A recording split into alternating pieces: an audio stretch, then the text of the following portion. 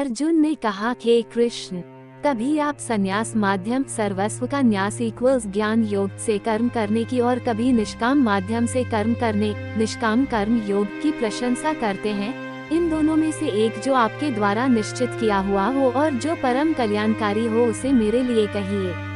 श्री भगवान ने कहा, संन्यास माध्यम से किया जाने वाला कर्म सांख्य योग और निष्काम माध्यम से किया जाने वाला कर्म कर्म योग, ये दोनों ही परमश्रेय को दिलाने वाला है, परंतु सांख्य योग की अपेक्षा निष्काम कर्म योग श्रेष्ठ है। हे महाबाहो, जो मनुष्य न तो किसी से घृणा करता है और न ही किसी की इच्छा करता है, वह सदा सन्यासी ही समझने योग्य है, क्योंकि ऐसा मनुष्य राग द्वेष आदि सभी द्वंद्वों को त्याग कर सुख पूर्वक संसार बंधन से मुक्त हो जाता है। अज्ञानी मनुष्य ही सांख्य योग और निष्काम कर्म योग को अलग अलग समझते हैं, न कि पूर्ण विद्वान मनुष्य, क्योंकि दोनों में से एक में भी अच्छी प्रकार से स्थित पुरुष दोनों के फल रूप परम सिद्धि को प्राप्त होता है। जो ज्ञान योगियों द्वारा प्राप्त किया जाता है वही निष्काम कर्म योगियों को भी प्राप्त होता है। इसलिए जो मनुष्य सांख्य योग और निष्काम कर्म योग दोनों को फल की दृष्टि से एक देखता है, वही वास्तविक सत्य को देख पाता है। हे महाबाहो, निष्काम कर्म योग भक्ति योग के आचरण के बिना संन्यास सर्वस्व का त्याग दुख का कारण होता है और भगवान के किसी भी एक स्वरूप को मन में धारण करने वाला निष्काम कर्म योगी परब्रह्म परमात्मा को शीघ्र प्राप्त हो जाता है। कर्म योगी इंद्रियों पर विजय प्राप्त करने वाला होता है और सभी प्राणियों की आत्मा का मूल स्रोत परमात्मा में निष्काम भाव से मन को स्थित करके कर्म करता हुआ भी कभी कर्म से लिप्त नहीं होता है। कर्म योगी परमतत्व परमात्मा की अनुभूति करके दिव्य चेतना में स्थित होकर देखता हुआ, सुनता हुआ, स्पर्श करता हुआ, सूंघता हुआ, भोजन करता हुआ, चलता हुआ, सोता हुआ, श्वास लेता हुआ, इस प्रकार यही सोचता है कि मैं कुछ भी नहीं करता हूँ। कर्म योगी बोलता हुआ, त्यागता हुआ, ग्रहण करता हुआ तथा आँखों को खोलता और बंद करता हुआ भी यही सोचता है कि सभी इंद्रियां अपने अपने विषयों में प्रवृत्त हो रही हैं, यही धारणा वाला होता है। कर्म योगी सभी कर्म फलों को परमात्मा को समर्पित करके निष्काम भाव से कर्म करता है, तो उसको पाप कर्म कभी स्पर्श नहीं कर पाते हैं, जिस प्रकार कमल का पत्ता जल को स्पर्श नहीं कर पाता है।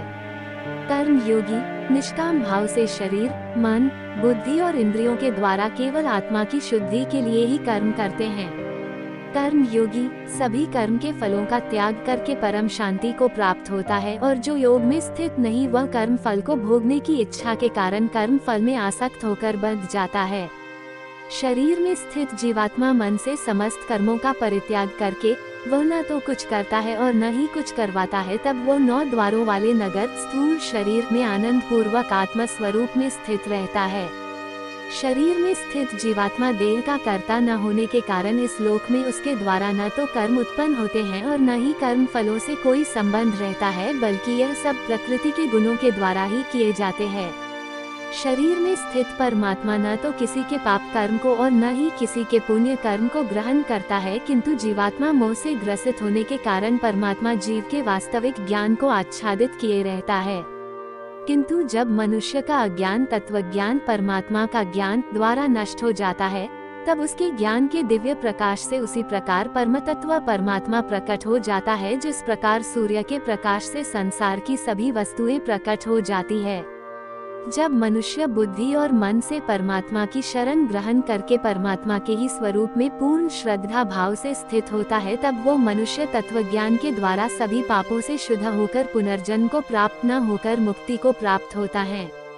तत्वज्ञानी मनुष्य विद्वान ब्राह्मण और विनम्र साधु को तथा गाय, हाथी, कुत्ता और नर भक्षी को एक समान दृष्टि से देखने वाला होता है।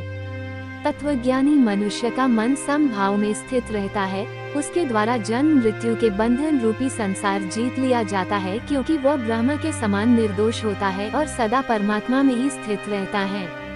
तत्वज्ञानी मनुष्य न तो कभी किसी भी प्रिय वस्तु को पाकर हर्षित है और न ही अप्रिय वस्तु को पाकर विचलित होता है। ऐसा स्थिर बुद्धि मोह रहित ब्रह्म को जानने वाला सदा परमात्मा में ही स्थित रहता है।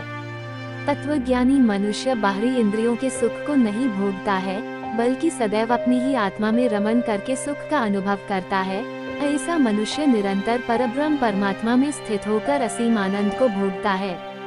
हे कुंती पुत्र अर्जुन, इंद्रियों और इंद्रिय विषयों के स्पर्श से उत्पन्न कभी तृप्त न होने वाले ये भोग प्रारंभ में सुख देने वाले होते हैं और अंत में निश्चित रूप से दुख योनि के कारण होते हैं। इसी कारण तत्वज्ञानी कभी भी इंद्रिय सुख नहीं भोगता है। जो मनुष्य शरीर का अंत होने से पहले ही काम और क्रोध से उत्पन्न होने वाले वेग को सहन करने में समर्थ हो जाता है, वही मनुष्य योगी है और वही इस संसार में सुखी रह सकता है। जो मनुष्य अपनी आत्मा में ही सुख चाहने वाला होता है और अपने मन को अपनी ही आत्मा में स्थिर रखने वाला होता है, जो आत्मा में ही ज्ञान प्राप्त करने वाला होता है, वही मनुष्य योगी है और वही ब्रह्म के साथ एक होकर परब्रह्म परमात्मा को प्राप्त होता है। जिनके सभी पाप और सभी प्रकार दुविधाएं ब्रह्म का स्पर्श करके मिट गई हैं, जो समस्त प्राणियों के कल्याण में लगे रहते हैं, वही ब्रह्म ज्ञानी मनुष्य मन को आत्मा में स्थित करके परम शांति स्वरूप परमात्मा को प्राप्त करके मुक्त हो जाते हैं। सभी सांसारिक इच्छाओं और क्रोध से पूर्ण रूप से मुक्त, स्वरूप सिद्ध, आत्मज्ञानी, आत्मसंयमी योगी को सभी ओर से प्राप्त परम शांति स्वरूप परब्रह्म परमात्मा ही होता है। सभी इंद्रिय विषयों का चिंतन बाहर ही त्याग कर और आँखों की दृष्टि को भों के मध्य में केंद्रित करके प्राण वायु और अपान वायु की गति नासिका के अंदर और बाहर सम करके मन सहित इंद्रियों और बुद्धि को वश में करके मोक्ष के लिए तत्पर इच्छा, भय और क्रोध से रहित हुआ योगी सदैव मुक्त ही रहता है। ऐसा मुक्त पुरुष मुझे सभी यज्ञों और तपस्याओं को भोगने वाला, सभी लोगों और देवताओं का परमेश्वर तथा संपूर्ण जीवों पर उपकार करने वाला परम दयालु एवं हितैषी जानकर परम शांति को प्राप्त होता है। इस प्रकार उपनिषद, ब्रह्म विद्या तथा योग शास्त्र रूप श्रीमद् भगवद गीता के श्री कृष्ण अर्जुन संवाद में कर्म सांख्य योग नाम का 5वां अध्याय संपूर्ण हुआ।